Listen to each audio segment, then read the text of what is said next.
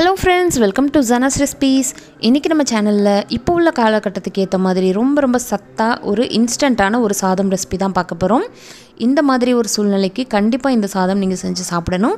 இப்பலாம் பாத்தீங்கன்னா நார்மலா ஒரு ஃபீவர் வந்தாலே நமக்கு என்னென்னமோ மனசுல தோண ஆரம்பிச்சிருது.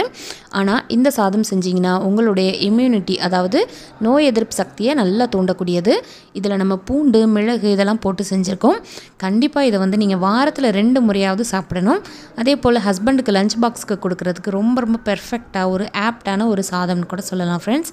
இதுக்கு வந்து சைட் டிஷ்ஷா நம்ம இன்னைக்கு உருளைக்கிழங்கு ஃப்ரை ரொம்ப குயிக்கா எப்படி பண்றதுன்னு பார்த்திருக்கோம். ஓகே फ्रेंड्स, இந்த சாதம் பார்க்கிறதுக்கு முன்னாடி நம்ம சேனல் ஜனாஸ் ரெசிபியை சப்ஸ்கிரைப் பண்ணிட்டு பெல் பட்டனை கிளிக் பண்ணிக்கோங்க. ஃபர்ஸ்ட் இந்த சாதம் பண்றதுக்கு நம்ம சோறு வந்து நல்லா உதிரியா வடிச்சு வச்சுக்கணும். எந்த ரைஸ்னாலும் ஓகே தான். நார்மலாக நம்ம வீட்டில் சாப்பிட்ற பொன்னி அரிசியாக இருந்தாலும் சரி, அல்லது பச்சை அரிசியாக இருந்தாலும் சரி, அல்லது பாஸ்மதி அரிசியாக இருந்தாலும் சரி, எந்த ரைஸ்னாலும் நல்லா உதிரியாக வடித்து இது போல் ஒரு பெரிய அகலமான பாத்திரத்தில் போட்டு நல்லா வந்து ஆற வச்சுக்கணும். ஆற உங்களுக்கு நல்ல உதிரி ஆகிடும்.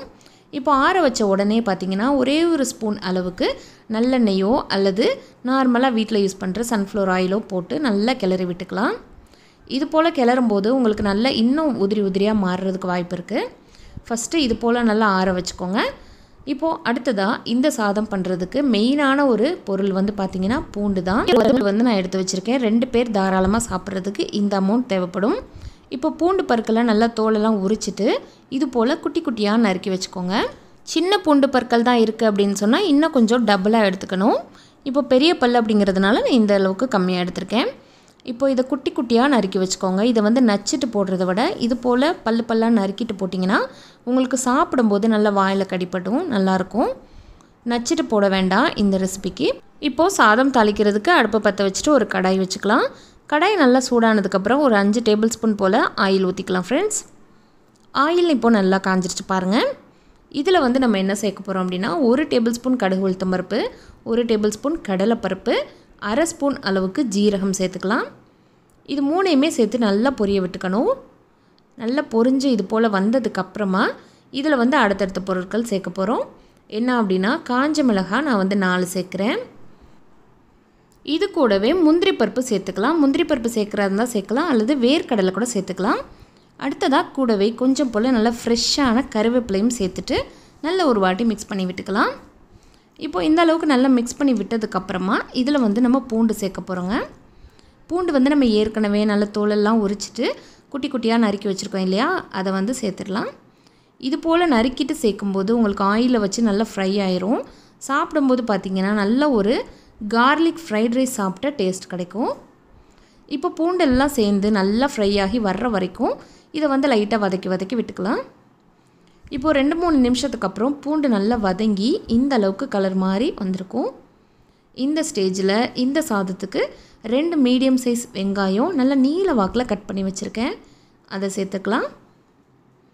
வெங்காயம் கூட சேர்க்கும்போது உங்களுக்கு சாதத்தில் நல்ல டேஸ்ட்டாக இருக்கும்.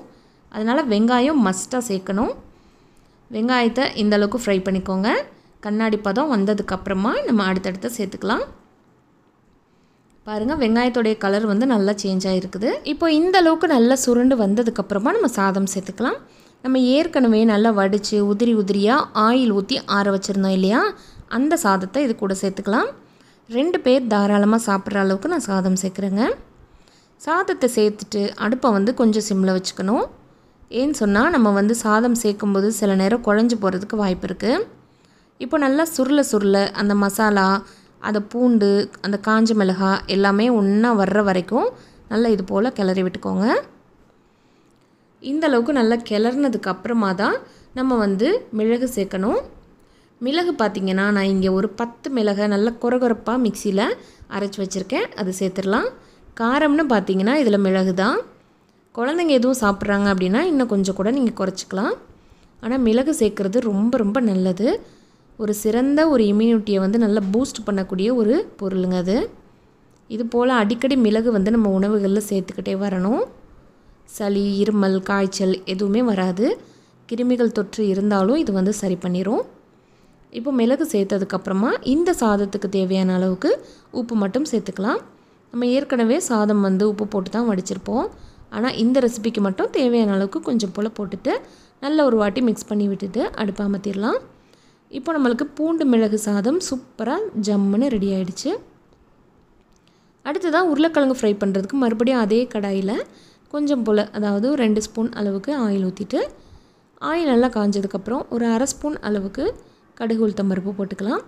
கொஞ்சம் போல் சோம்பு போட்டுக்கலாம், பெருஞ்சீரகம், கூடவே கருவேப்பிலையும் சேர்த்துக்கலாம். உருளைக்கிழங்கு சேர்க்குறதுனால பெருங்காயத்தூள் 1 பிஞ்சோ 2 பிஞ்சோ சேர்த்துட்டு, நான் ஒரு பெரிய உருளைக்கிழங்கை நல்லா இது போல் க்யூபாக நறுக்கி வச்சுருக்கேன், அதை சேர்த்துக்கலாம்.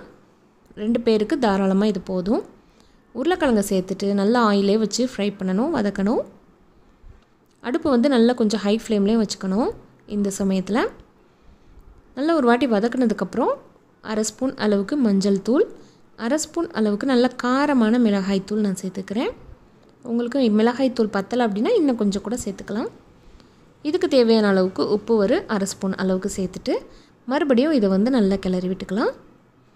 இந்த மாதிரி உருளைக்கிழங்கு ஃப்ரை செஞ்சிங்கன்னா ரொம்ப ரொம்ப ஈஸியாக இருக்கும். சட்டுன்னு ஒரு 5 நிமிஷத்தில் செஞ்சு முடிச்சிடலாம் ஃப்ரெண்ட்ஸ். இப்போ உங்களுக்கு நான் வீடியோவில் காட்டுற மாதிரி தான் செஞ்சது. 5 நிமிஷத்துக்குள்ளே உருளைக்கிழங்கு வதங்கிருச்சு. இப்போது இது போல் நல்லா வதக்கி விட்டுட்டு ஒரு 5 நிமிஷத்துக்கு மட்டும் நல்லா வேக வச்சுக்கலாம். கொஞ்சம் மீடியமான ஃப்ளேமில் வச்சு வேக விடுங்க. நல்லா ஒரு 5 நிமிஷத்துக்கு அப்புறம் பாருங்கள், இந்தளவுக்கு சூப்பராக வதங்கி வந்துருச்சு. உருளைக்கிழங்கு வெந்திருக்கான்னு சொல்லிட்டு பார்ப்போம். ஒரு ஸ்பூனை வச்சு நறுக்கி பார்த்திங்கன்னா நல்லா வெந்தது தெரியும். இப்போ உருளைக்கிழங்கு ஃப்ரையும் ரெடி ஆகிடுச்சு. இப்போ நம்மளுக்கு சுட சுட நல்லா ஆவி பறக்க பறக்க பூண்டு மிளகு சாதமும் ரெடி ஆகிடுச்சு. சூப்பராக தொட்டுட்டு சாப்பிட்றதுக்கு சைடிஷாக இருக்கக்கூடிய உருளைக்கிழங்கும் சூப்பராக ரெடி ஆகிடுச்சு. உருளைக்கிழங்கு ஃப்ரை வச்சு சாப்பிட்டுக்கலாம், அல்லது சிப்ஸ் கூட வச்சு சாப்பிட்டுக்கலாம், அல்லது ஏதாவது துவையல் கூட வச்சு கூட சாப்பிட்டுக்கலாம். ரொம்ப ரொம்ப டேஸ்ட்டாக இருக்கும். இதே மாதிரி இதே பக்குவத்தில் நீங்களும் செஞ்சு பார்த்துட்டு எப்படி வந்துச்சுன்னு சொல்லுங்கள் ஃப்ரெண்ட்ஸ். இந்த பூண்டு மிளகு சாதத்தை உங்களுடைய ரெசிப்பியில் கண்டிப்பாக அடிக்கடி சேர்த்துக்கோங்க. ஓகே ஃப்ரெண்ட்ஸ், இதே மாதிரி ரொம்ப சுவையான ரொம்ப ஹெல்த்தியான ரெசிபி பார்க்குறதுக்கு நம்ம சேனல் ஜனாஸ் ரெசிபியை சப்ஸ்கிரைப் பண்ணிவிட்டு பக்கத்தில் வரக்கூடிய பெல் ஐக்கானை மறக்காமல் கிளிக் பண்ணிக்கோங்க. ஃபேஸ்புக்லேயும் நம்ம சேனலை ஃபாலோ பண்ண மறக்காதீங்க. தேங்க்யூ. தேங்க்ஸ் ஃபார் வாட்சிங்.